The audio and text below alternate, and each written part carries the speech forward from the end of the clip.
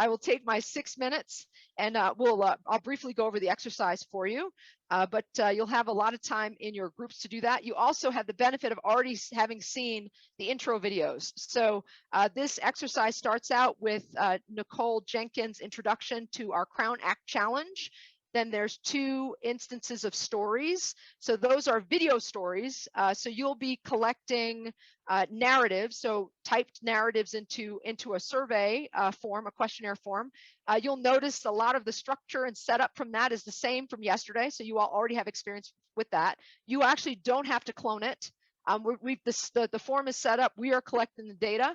You're spending a lot of time today thinking about how you want to execute your mass collaboration exercise. So our exercise today should unite some of the computational social science tools you learned towards the latter half of our week, give you the opportunity, some of you have been craving for at one point during this, to have everyone in the room together.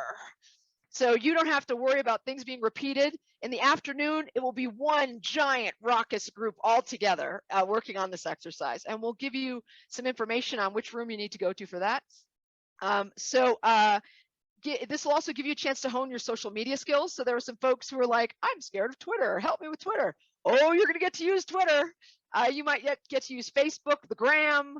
Lots of opportunity for you to be creative with this in how we ultimately drive folks to this questionnaire and collect this data.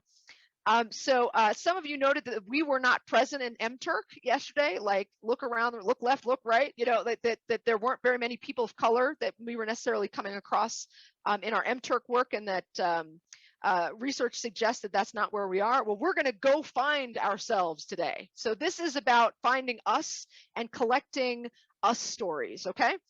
We'll be doing a little bit of a distributed data collection. That's the exercise today, and experiencing the common task method. So this quote is at the top of your document when you start reviewing this exercise, but distributed data collection enables researchers to collect data more frequently and in more places than were previously possible. So I say that because I mentioned yesterday, you know, there are a lot of things that have happened to minoritized populations. I'm going to focus on the Black community by researchers, from, you know, syphilis to, you know, harm to incarcerated individuals to pregnant women. So the idea that we might be a little shy in interacting with researchers should not surprise anyone. So the Belmont report was invented because of harms done to a lot of communities, including the Black community. So back to Matt's quote, further given appropriate protocols, data can be reliable enough to be used for scientific research. So what we're doing today is an exercise. So I will remind everyone, and I'm sure you've noticed, that the activities that we do in week 1 are not human subjects research, because they're not systemic investigations designed to develop and contribute to generalizable knowledge according to HHS. Okay, they're like homework assignments in class. In this case, if Nicole, Dr. Jenkins, and Yesh Tatamala decide to publish with this data, then they will get IRB approval, and it'll be considered research. But we are doing an exercise today, so we're excited about you all figuring out ways to promote this opportunity for collecting stories, and along the way to think about how you might use mass collaboration or distributed data collection in your own work. And I want to remind, so certain research questions, distributed data collection is actually better than anything that would be realistically possible and paid for by data collectors. So that is what we were striving for today. So with 2 minutes left, I want to be very direct about our intentions for this exercise. It's a new exercise. Discussing innovative data collection methods, ethics, and the experiences of minoritized populations is what we're working on today, along with devising a campaign. This is all in your directions. Devising a campaign for distributed data collection that considers the experience of minoritized populations. Communicating and negotiating with colleagues across disciplines to create a joint campaign. So again, big ruckus gathering later where y'all are going to get to practice your negotiation skills. Deploying a no-cost campaign, and experiencing the common task method. So this morning, with 2 minutes to go, this morning, you will spend about an hour with a small group. The goal of the end of that is for you to prepare and write up a 1 to 2 page campaign and deployment plan. You will submit that to us via email. Then you'll have a break, and your campaigns will be put into one document so everyone can see everyone's documents. In the afternoon, in your larger group, you will present and discuss your 1 to 2 page plans and come together as a group to develop a 3 to 4 page plan to execute with specific actions, a timeline to deploy next week during week 2, Monday through Thursday. And then we'll debrief at the end of the day and talk through your experiences. And the expectation is that our individual teams will take ownership of different pieces of the deployment, and we will do a massive data collection on stories, narrative stories next week.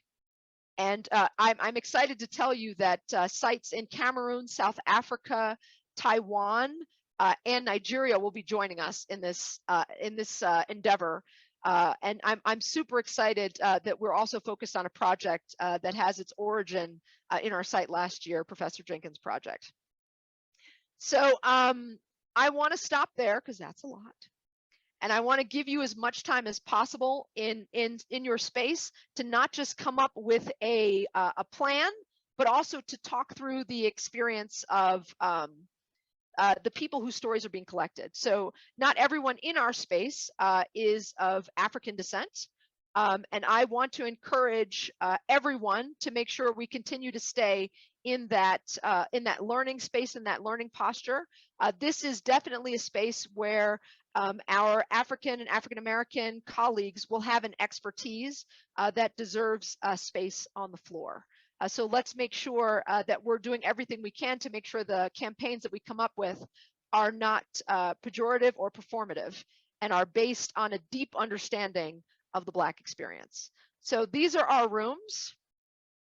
So I'm super excited to share. You all realize that our provost at Howard has Ghanaian roots, so our foods are all from Ghana.